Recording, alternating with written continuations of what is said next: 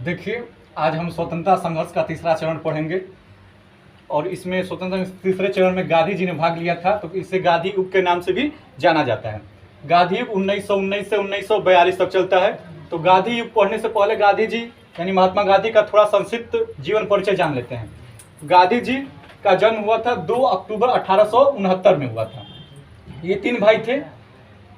इनका जन्म स्थान पोरबंदर, गुजरात में जगह है पोरबंदर, वहाँ इनका जन्म हुआ था। पिता थे करमचंद गांधी, माता का नाम पुतलीबाई गांधी था और ये पत्नी।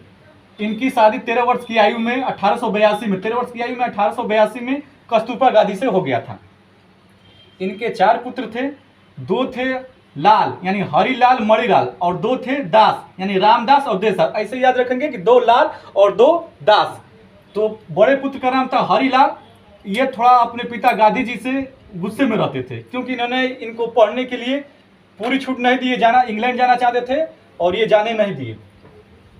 गांधी जी की जब मृत्यु हुई यानी 30 जनवरी 1948 को, तो इनका अंतिम संस्कार रामदास द्वारा ही किया गया था। इनके तीसरे पुत्र रामदास द्वारा किया गया था और देवदास ऐसे इनके पुत्र थे, चौथे पुत्र थे, जो इनका जन्म दक्षिण अफ्रीका में हुआ था।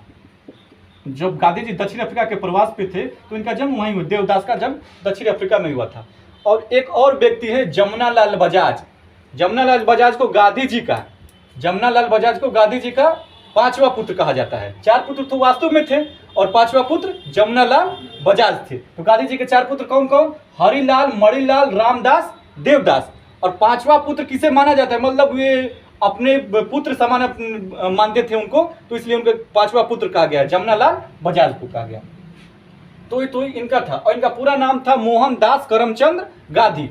मोहनदास इनका नाम था, करमचंद्र इनके पिता का नाम था और गांधी टाइटल थी। तो मोहनदास करमचंद गांधी, नाम मोहनदास और इनके पिता का नाम करमचंद, पूरा नाम मोहनदास करमचंद गांधी। अच्छा, गांधी जी को कुछ उपाधियां मिली थी, उपनाम जिसे कहा जाता है। तो उपाधि बापू। बापू किसने कहा? तो बापू गांधी जी को सरोजनी नायडू ने कही थी। गांधी जी को बापू किसने? सरोजनी नायडू ने। राष्ट्रपिता सुभाष चंद्र बोस ने कहे थे। जब ये सिंगापुर से चले थे दिल्ली के लिए, तो वहीं अपने रेडियो से संबोधन में कहे थे कि मैं भारत के राष्ट्रपिता महात्मा गांधी से आशीर्वाद चाहता हूं। तो राष्ट्रपिता का संबोधन सबसे पहले सुभाष चंद्र बोस ने किया था। एक थे, इनका उपनाम मिला था या उपाधि मिली थी मलंग बाबा। तो खान अब्दुल गफ्फार खान, ये सीमांत गांधी कहा जाता है। सीमांत गांधी खान अब्दुल गफ्फार द्वारा इनको उपाधि दी गई थी मलंग बाबा। मलंग बाबा के नाम से ये बुलाते थे, खान अब्दुल गफ्फार खान। ये ऐसे विदेशी हैं इनको जिनको भारत रत्न भी दिया गया है। तो किस विदेशी को भारत रत्न दिया गया? तो खान अब्दुल गफ्फार खान और एक और व्यक्ति है, उनका नाम बताइए आप लोग। हाँ बताइएगा। खान अब्दुल गफ्फार खान और एक इनका अतिरिक्त एक और है, उनको भी भारत रत्न दिया गया था। देशद्रोही फकीर फ्रैंक मोरिस ने कहा था।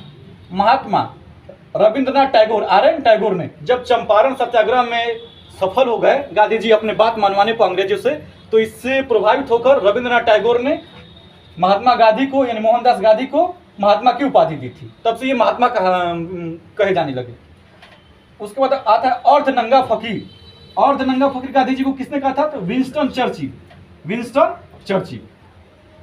1 मैन बाउंड्री फोर्स, माउंटबेटन। जब भारत आजाद हो रहा था उस समय अंतिम गवर्नर जनरल बनकर माउंटबेटन है और गांधी जी के कार्यों से ऐसे प्रभावित हुए कि ये हर जगह उपस्थित दिखाई देते थे। राजनीतिक कार्य हो, सामाजिक कार्य हो। और जब देश आजाद हो रहा था उस समय नोआखली में दंगा मचा हुआ था। नोआखली में अकेले डटे हुए थे, हिंदू और मुस्लिमों के बीच ये दंगा हुआ था। तो इसी से कारण माउंटबेटन ने गांधी जी को 1 मैन बाउंड्री फोर्स कहा। तो ये गांधी जी का शुरुआती थोड़ा सा परिचय था और उपाधियां थी। अब इनकी गांधी जी की शिक्षा दीक्षा हम लोग जानते हैं कि शिक्षा कहाँ से हुआ था। तो प्रारंभिक शिक्षा तो गुजरात से ही प्राप्त किए। इनके पिता जो अभी देखे हैं कि करमचंद गांधी थे, ये राजकोट के दीवान थे, बड़े घराने से थे। तो शिक्षा में तो कोई दिक्कत नहीं हुई। फिर उच्च शिक्षा प्राप्त करने के लिए यानी बैरिस्ट्री करने के लिए 1889 में इंग्लैंड चले जाते हैं और 1891 तक वहाँ वकालत की पढ़ाई करते हैं। 1889 से 1891 तक इंग्लैंड में बैरिस्ट्री करते हैं। 1889 से 1891 तक बैरिस्ट्री करते हैं, कहाँ? इंग्लैंड में। उसके बाद बैरिस्ट्री अपनी परीक्षा पढ़ाई पूरी करके भारत वापस आ जाते हैं। कब? 1891 में महात्मा गांधी भारत वापस आते हैं। 1891 में भारत वापस आते हैं तो 1853 में एक व्यापारी थे गुजरात के ही, दादा अब्दुल्ला, इनके रिक्वेस्ट पर इनके मुकदमे की सुनवाई के लिए 1893 में कहाँ चले जाते हैं? अफ्रीका जाते हैं। अफ्रीका में कहाँ? डरबन जाते हैं। 1893 में गांधी जी दक्षिण अफ्रीका गए। क्यों गए? तो उनके व्यापारी थे, एक व्यापारी दादा अब्दुल्ला, इनके मुकदमे की सुनवाई के लिए। और कहाँ गए अफ्रीका में? डरबन गए। डरबन में ही एक घटना घटित होती है गांधी जी के साथ 1893 में, 1893। ये ट्रेन से यात्रा कर रहे थे और इनके पास फर्स्ट क्लास प्रथम श्रेणी का टिकट था। कहाँ से यात्रा करते थे? डरबन से प्रिटोरिया तक यात्रा कर रहे थे। लेकिन अंग्रेज नहीं चाहते थे कि कोई काला व्यक्ति हम लोग के साथ यात्रा करे, तो इनका टिकट रहते हुए भी मेरिस वर्ग स्टेशन पर इनको बेइज्जती करके ट्रेन से उतार दिया गया। डरबन से प्रिटोरिया तक ट्रेन से यात्रा करते, बीच में एक स्टेशन आया मेरिस वर्ग, इनको ट्रेन से उतार दिया गया। कब की बात है? 1893 में। इनसे इनको बहुत गहरा आघात पहुंचा और इन्होंने काले गोरे का भेद मिटाने के लिए आंदोलन चलाने का निर्णय लिया। 1894 में भी क्या करते हैं? नेटाल इंडिया कांग्रेस का गठन करते हैं। 1894 में नेटाल इंडिया कांग्रेस का गठन करते हैं, इसके माध्यम से अपना आंदोलन चलाते हैं। 1894 बाद 1896 तक कुछ समय के लिए भारत आते हैं। 1896 में कुछ समय के लिए भारत वापस आते हैं। 1903 में क्या करते हैं? तो 1903 में एक पत्र निकालते हैं, द इंडियन ओपिनियन। 1903 में इनका एक पत्र आता है और नेटाल इंडिया कांग्रेस के माध्यम से आता है। इस पत्र का नाम रहता है द इंडियन ओपिनियन। कब आता है? 1903 में। फिर आता है 1904 में, तो एक आश्रम की स्थापना करते हैं। कौन से आश्रम? 1904 में फिनिक्स आश्रम। 1904 में आश्रम की स्थापना करते हैं, उस आश्रम का नाम रहता है फिनिक्स आश्रम। कहाँ होता है? तो डरबन में, दक्षिण अफ्रीका के डरबन में। 1906 में टॉलस्टॉय फार्म की स्थापना करते हैं, जिसे अब गांधी आश्रम के भी नाम से जाना जाता है, और जोहान्सबर्ग में ये आश्रम की स्थापना करते हैं। और ये किसके सहयोग से स्थापना करते हैं? तो इन एक जर्मनी के व्यापारी थे, सहयोगी थे, कालिन बाख के सहयोग से, कालिन बाख के सहयोग से किस आश्रम की स्थापना करते हैं? टॉलस्टॉय फार्म को ही गांधी आश्रम की संज्ञा दी गई है। कहाँ है? जोहान्सबर्ग में। फिनिक्स आश्रम कहाँ है? डरबन में। 1904 में फिनिक्स आश्रम, 1904 डरबन, फिनिक्स आश्रम 1904 डरबन, और टॉलस्टॉय आश्रम 1906 कहाँ? जोहान्सबर्ग। इसको क्या कहा गया है? गांधी आश्रम। 1894 में नेटाल इंडिया, 1894 में नेटाल इंडिया कांग्रेस की स्थापना। 1894 नेटाल इंडिया कांग्रेस की स्थापना है। 1894 में नेटाल इंडिया कांग्रेस की स्थापना। 1903 इसी के माध्यम से एक पत्र निकालते हैं, यानी समाचार पत्र, द इंडियन ओपिनियन। 1904 में फिनिक्स आश्रम Durban, 1906 Tolstoy farm, Mahatma Gandhi आश्रम जो वर्तमान में है जोहान्सबर्ग में। उसके बाद क्या करते हैं कि इनका पहला सत्याग्रह, गांधी जी का पहला सत्याग्रह 1906 में होता है। अब क्यों होता है? कि उस समय एक कानून पास किया गया कि जितने एशिया के लोग रहेंगे उनके पास एक रजिस्ट्रेशन किया गया, और वो रजिस्ट्रेशन अपने गले में पहनकर हमेशा रखेंगे, नहीं रखने पर उनके विरुद्ध कार्रवाई होगी। तो 1906 में एशियाटिक रजिस्ट्रेशन एक्ट के विरोध में गांधी जी ने पहला सत्याग्रह प्रारंभ किया। कब? 1906 में। तो पूछा जाए क्वेश्चन कि गांधी जी का प्रथम सत्याग्रह तो 1906, और ये भारत से बाहर था, तो इसलिए भारत में वाला अभी नहीं होगा। भारत से बाहर गांधी जी का पहला सत्याग्रह या पहला इनकी जिंदगी का पहला सत्याग्रह तो 1906 एशियाटिक रजिस्ट्रेशन एक्ट के विरुद्ध 1906 में किए थे। अच्छा, इस सत्याग्रह की प्रेरणा कहाँ से मिली थी? तो इस सत्याग्रह की प्रेरणा एक हेनरी डेविड थारो, अमेरिका के निबंधकार हैं हेनरी डेविड थारो, उनके निबंध, उन्होंने एक निबंध लिखा था सिविल डिसओबीडियंस। सत्याग्रह की प्रेरणा कहाँ से? हेनरी डेविड थारो के निबंध सिविल डिसओबीडियंस से इनको प्रेरणा मिली थी। 1909 में इन्होंने एक किताब की रचना की जिसमें बहुत सी आलोचनाएं की हैं, हिंद स्वराज पुस्तक की रचना की। और ये कहाँ कब किए थे? 1909 में, जब दक्षिण अफ्रीका से इंग्लैंड की यात्रा की थी। उसके बाद क्या होता है, इतने तो ये विदेश में काम किए, यानी अफ्रीका में थे। तो उसके बाद 9 जनवरी 1915 को भारत वापस आ जाते हैं। 9 जनवरी 1915 को भारत वापस आते हैं। आने के बाद किससे इनकी मुलाकात होती है? किससे मुलाकात होती है? गोपाल कृष्ण गोखले से इनकी मुलाकात होती है। गोपाल कृष्ण गोखले से गोखले जी ने इनको सलाह दी कि आप 2 वर्ष तक कुछ न कीजिए, राजनीति में भाग न लीजिए, 2 वर्ष तक भारत भ्रमण कीजिए, भारत के लोगों को जानिए, भारत की समस्याओं को जानिए। तो गोपाल कृष्ण गोखले के कहने पर ये भारत भ्रमण पे निकले और गोपाल कृष्ण गोखले को अपना राजनीतिक गुरु माना। उसी दौरान 1915 में ही साबरमती आश्रम की स्थापना करते हैं और ये भारत भ्रमण पर निकल जाते हैं। गांधी जी भारत में प्रारंभ 3 सत्याग्रह किए। गांधी जी भारत में 3 सत्याग्रह करते हैं। पहला चंपारण सत्याग्रह। चंपारण सत्याग्रह 1917 में होता है और ये चंपारण बिहार में एक स्थान है, यहाँ से ये चालू करते हैं। अच्छा, चंपारण में पहुंचे कैसे 1917 में?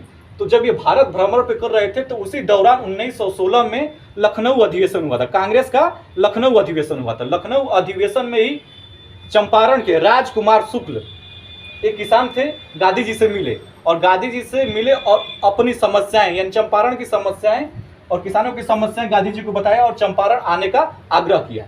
उनके अनुरोध पे 1917 में गांधी जी चंपारण जाते हैं और चंपारण जाते हैं, वो अपना आंदोलन चलाते हैं। इस आंदोलन को चंपारण सत्याग्रह कहा जाता है। तो ये चंपारण सत्याग्रह क्यों कराया गया? यहाँ खेत होता था और पूरे खेत पे 3/20 पे यानी 3 कठिया पद्धति कहेगा, 3/20 पे 3/20वें हिस्से पे यानी 3 कठिया 20 भागा का 3, 20 का 3 भाग पे नील की खेती करना अनिवार्य होता था। अंग्रेज नीलहे, जो अंग्रेज व्यापारी थे, नील के व्यापार करते थे, उसको अंग्रेज नीलहे कहा जाता था और उन्होंने कहा दिया कि नहीं, आप अपने खेत में जब का जितना खेत है उसके 3/20 भाग पे नील की खेती करेंगे। और नील की खेती उस दिनों घाटे की सौदा हो रही थी क्योंकि कृत्रिम रंग का आविष्कार हो गया था जर्मनी से, तो इनका कोई चल नहीं रहा था। और सबसे बड़ी बात है कि जिस खेत पे ये नील की खेती करते थे वो कुछ समय बाद अनउपजाऊ हो जाती थी, इनसे उपज नहीं हो पाता था। तो इससे किसानों का घाटा होने लगा और अंग्रेज मानते नहीं थे, इनसे जबरदस्ती कराते थे और कहते कि अगर नहीं करेंगे तो हमको टैक्स दीजिए, बढ़ा कर दीजिए। तो इसी कारण राजकुमार शुक्ल ने गांधी जी को चंपारण बुलाए। तो गांधी जी चंपारण 1917 में जाते हैं और ये चंपारण सत्याग्रह के नाम से जाना जाता है। इस दौरान इनके सहयोगी रहते हैं कौन कौन? राजेंद्र प्रसाद, महादेव देसाई, JB कृपलानी, ब्रज किशोर, नरहरि पारिक और मजरुल हक।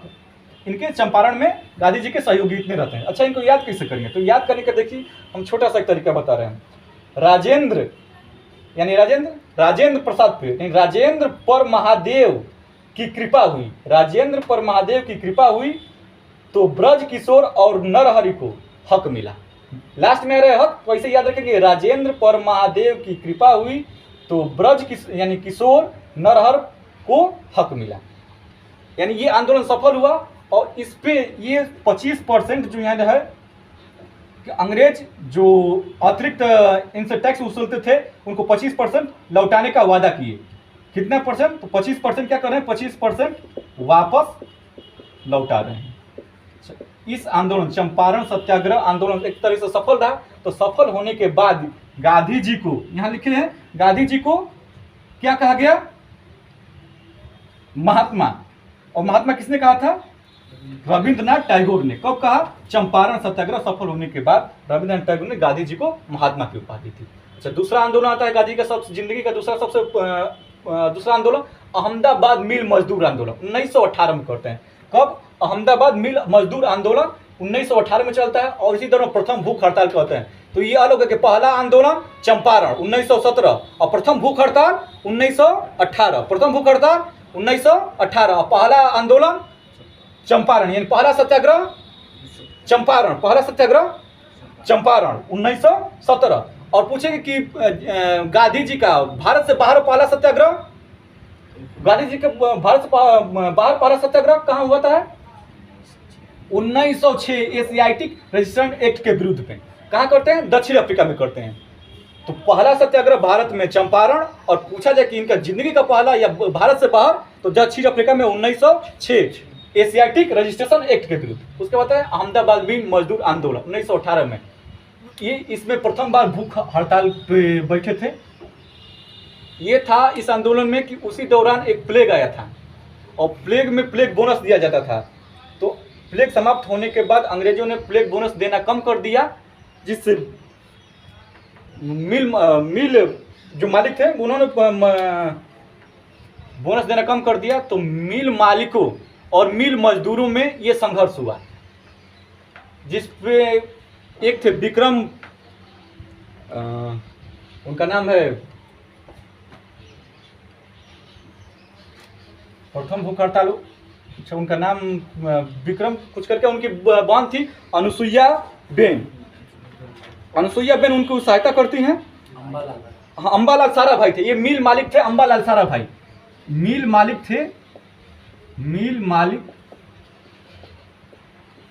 अंबालाल सारा भाई, मिल मालिक अंबालाल सारा भाई। और इनकी बहन थी अनुसुईया बेन। तो अनुसुईया बेन ने गांधी जी का सहयोग किया और अपने भाई के विरुद्ध ही आंदोलन करने लगी। अंबालाल सारा भाई मिल मालिक थे और मिल मजदूरों के समर्थन में गांधी जी गए और उन्होंने 35% बोनस की मांग रखी। तो इनको अंत में 35% बोनस दिया गया और इनमें सहयोग किया क्या, तो अंबालाल सारा भाई की बहन अनुसुईया बेन ने सहयोग किया था। और प्रथम भूख हड़ताल इसी दौरान की थी। उसके बाद दूसरा आता है खेड़ा सत्याग्रह 1918 में। खेड़ा सत्याग्रह में टैक्स बहुत ज़्यादा लिया जाता रहा था, इसके विरोध में इन्होंने गांधी जी ने खेड़ा सत्याग्रह 1918 में करते हैं। उसके बाद 1919 आता है और अंग्रेजों द्वारा एक कानून पास होता है रोलर टेक्ट, जिसको काला कानून की संज्ञा दी गई। 1901 काला कानून, काला कानून की संज्ञा दी गई। इसके अधीन यह प्रावधान था कि नो अपील, नो दलील, नो वकील, बिना सुनवाई के, बिना कार्रवाई के, बिना कुछ के हम इसको जब तक चाहें तब तक जेल में बंद कर सकते हैं। इसके विरुद्ध में 6 अप्रैल को गांधी जी ने सत्याग्रह सभा बुलाई। 6 अप्रैल को गांधी जी सत्याग्रह सभा बुलाते हैं। फिर बाद में इन लोगों को गिरफ्तार कर दिया जाता है। इसी दौरान 13 अप्रैल 1919 में जलियांवाला बाग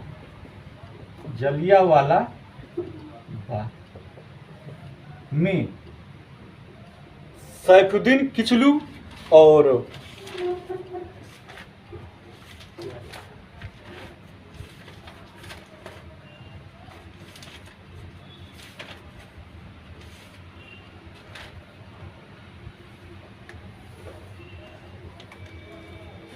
सैफुद्दीन किचलू और डॉक्टर सत्यपाल को गिरफ्तार कर दिया। इनके समर्थन में सभा हो रही थी जलियांवाला बाग में, जहां पे अंग्रेज अधिकारी जनरल डायर द्वारा गोलियां चलवा दी जाती हैं। इसमें बहुत से लोग मारे जाते हैं। तो 13 अप्रैल 1919 को जलियांवाला बाग हत्याकांड दिवस भी कहा जाता है। यानी जलियांवाला बाग हत्याकांड कब हुआ था? 13 अप्रैल 1919 को। ये बैसाखी का दिन था। यानी बैसाखी जो मनाया जाता है, पंजाब में प्रमुख त्यौहार है, तो बैसाखी के पर्व पर यह कांड हुआ था। इसलिए 8 अप्रैल को गांधी जी ने ये आंदोलन, जो सत्याग्रह सभा में आंदोलन की शुरुआत की थी सत्याग्रह, उसको वापस ले लिए। इसकी बहुत डिटेल है कि अब रोलर टिक्ट होता है, जलियांवाला बाग होता है, इसके जांच के लिए कमीशन बनते हैं। एक अंग्रेज कमीशन बनता है, हंटर आयोग जिसे कहा जाता है, और एक कांग्रेस के अध्यक्षता कांग्रेस अपना बनाती है, जिसमें मदन मोहन मालवीय, गांधी जी लोग भाग लेते हैं। तो सब लोग अपना अलग अलग रिपोर्ट देते हैं। 300 से ज़्यादा लोग इसमें मारे जाने का सरकारी रिपोर्ट आती है, लेकिन 1000 से ज़्यादा लोग मारे गए थे। उसके बाद आता है खिलाफत आंदोलन, 1919 से 1922 तक चलता है। देखिए, इसी दौरान प्रथम विश्व युद्ध चल रहा था। प्रथम विश्व युद्ध में तुर्की में कमाल पाशा की सरकार थी और उसको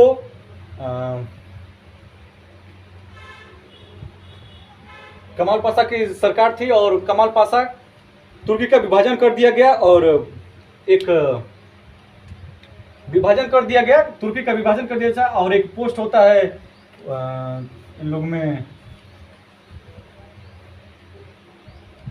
उसका नाम है खलीफा। उसका देखिए नाम अभी याद नहीं आ रहा था, खलीफा है। तो खलीफा पद को समाप्त कर दिए, अंग्रेजों ने खलीफा पद को समाप्त कर दिया। तो इसके विरुद्ध में पूरे विश्व के मुसलमानों में आक्रोश फैल गया और पूरा आंदोलन चलने लगा। तो भारत में भी आंदोलन चला, खिलाफत आंदोलन। तो गांधी जी ने इसको, खिलाफत आंदोलन को, हिंदू और मुस्लिम में एकता का मौका पाया और खिलाफत आंदोलन में भाग लेने का निर्णय किया। और अंत में मुस्लिम नेताओं द्वारा गांधी जी को खिलाफत आंदोलन संचालित करने का अनुरोध किया गया, जिससे गांधी जी खिलाफत आंदोलन को भी ये चलाए। उसी दौरान असहयोग आंदोलन करने का भी एक निर्णय लिया जाता है कि इसी दौरान खिलाफत आंदोलन और असहयोग आंदोलन दोनों साथ साथ चलता रहे। तो 1920 से 1922 तक चलता है। गांधी जी द्वारा असहयोग आंदोलन 1 अगस्त 1920 में प्रारंभ की जाती है। प्रारंभ में कांग्रेस ने इसका समर्थन नहीं किया, लेकिन नागपुर अधिवेशन दिसंबर 1920 में कांग्रेस द्वारा असहयोग आंदोलन की पुष्टि कर दी जाती है कि नहीं, ये चलेगा। कांग्रेस भी गांधी जी को अपना समर्थन दे देती है और इस तरह से ये चलता रहता है, असहयोग आंदोलन चलता है। असहयोग आंदोलन के दौरान ही सबसे बड़ा सदमा पहुंचता है जब कि 1921 में बाल गंगाधर तिलक की मृत्यु हो जाती है। बाल गंगाधर तिलक की मृत्यु हो जाती है। बाल गंगाधर तिलक की मृत्यु हो जाती है तो 1921 में क्या होता है, एक तिलक फंड बनाया जाता है इनके नाम पर, तिलक फंड, जिसमें कुछ फंड एकत्रित किया जाता है। असहयोग आंदोलन चलता ही रहता है। उसी दौरान एक और घटना घटती है कि 5 फरवरी 1922, इस डेट को याद रखिएगा, बहुत महत्वपूर्ण है। 5 फरवरी 1922 चौरा चौरी कांड होता है, हत्याकांड। ये गोरखपुर में है, वर्तमान देवरिया। चौरा चौरी कांड, इसमें 22 पुलिस वालों ने जनता पे लाठीचार्ज किया। गुस्साई भीड़ ने थाने में घुस गई और थाने में जितने पुलिस थे सबको बंद कर दिया लॉकअप में और बाहर से कुछ छिड़क और आग लगा दी, इससे 22 लोग मारे गए। तो याद रखेंगे 5 फरवरी 1922 को चौरा चौरी कांड हुआ था। कब? 5 फरवरी 1922, इसको याद रखना है। आग लगा दी और इससे ये आंदोलन उग्र हो गया और हिंसक हो गया। गांधी जी अपने आंदोलन को अहिंसा के माध्यम से ही चलाना थे। उनका सत्याग्रह का 2 हथियार था, सत्य और अहिंसा। सत्य को अहिंसा से अलग नहीं कर सकते, अहिंसा को सत्य से अलग नहीं कर सकते थे, लेकिन इसमें हिंसा हो गई तो गांधी जी से बहुत द्रवित हुए और उन्होंने 12 फरवरी 1922 को असहयोग आंदोलन वापस लेने का निर्णय किया। लेकिन कांग्रेस के कुछ लोग जैसे जवाहरलाल नेहरू और अन्य लोग ये नहीं चाहते थे, क्योंकि आंदोलन बहुत चरम पे था और इसको रोकना ठीक नहीं था कहीं से। लेकिन गांधी जी 12 फरवरी 1922 को असहयोग आंदोलन वापस ले लेते हैं और 13 मार्च, देखिए वापस लेते हैं तब भी अंग्रेज इनको गिरफ्तार नहीं करते हैं। गिरफ्तार कब करते हैं? 13 मार्च 1922 को, क्योंकि जानते हैं कि अभी ये आंदोलन इनका उग्र है, गिरफ्तार करेंगे तो अभी तो एक जगह जलाए पूरे भारत में जलाने लगेंगे।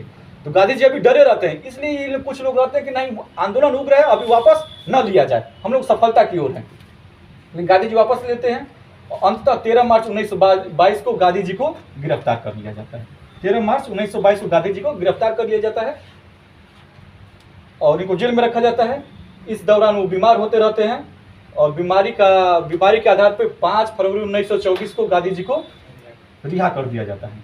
रिहा करने के बाद देखिए कितने चालाक है कि बीमारी का बहाना या जो भी हो, 5 फरवरी 1924 को रिहा होते हैं और तुरंत पहुंच जाते हैं दिसंबर 1924 में।